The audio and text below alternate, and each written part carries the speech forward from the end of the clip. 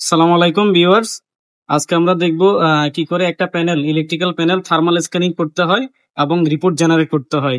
আমাদের কাছে আছে একটা প্লুকের থার্মাল, এটার মডেল হচ্ছে TIS 22 ম্যাক্স থার্মাল ইমেজার। এটা হচ্ছে smart touch touch touch scan. তো RSC নিরূপণের রিকোয়ারমেন্ট অনুযায়ী এটা দিয়ে থার্মাল করতে হয়। তা আমরা কিভাবে অন করে প্রতিটা ধাপে ধাপে সেটিং আছে সেটা দেখাই দিব এবং কিভাবে ইমেজ নিব সেটাও দেখা দিচ্ছি। তো চলুন আমরা প্রথমে এটা ওপেন করে দেখাই। এটা হচ্ছে পাওয়ার বাটন সুইচ। এটা অন হইতে একটু সময় নেবে।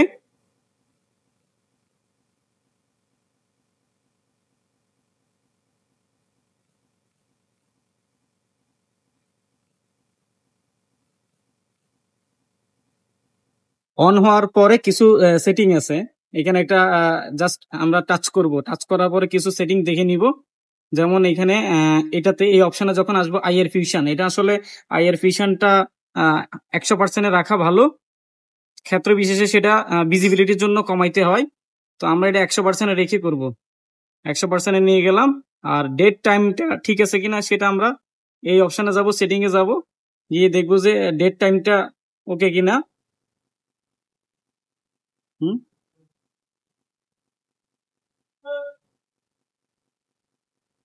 হুম ডেট টাইম ফরম্যাটটা ঠিক আছে। ডিস্টেন্স হচ্ছে 1 মিটার ডিস্টেন্স থেকে সবসময় থার্মাল নিতে হবে, এর বেশি ডিস্টেন্স হলে অ্যাকুরেসি পাওয়া যাবে না। আর ফাইল ফরম্যাট, এই ফাইল ফরম্যাটে থাকতে হবে। দেন ব্যাক দিব।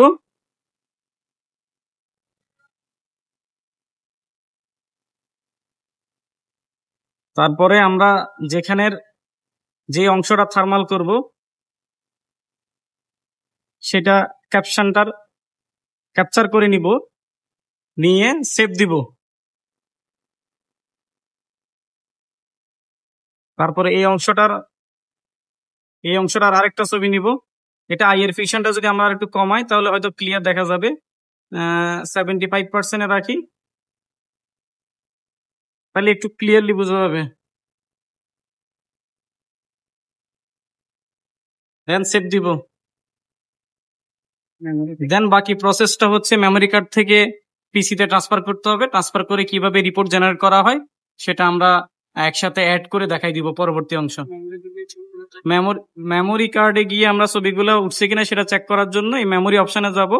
মেমোরি অপশনে গিয়ে এই দেখেন সিরিয়ালি ছবিগুলো সেট হয়ে গেছে, সেভ হয়ে গেছে, সবগুলো ছবি এখানে আছে।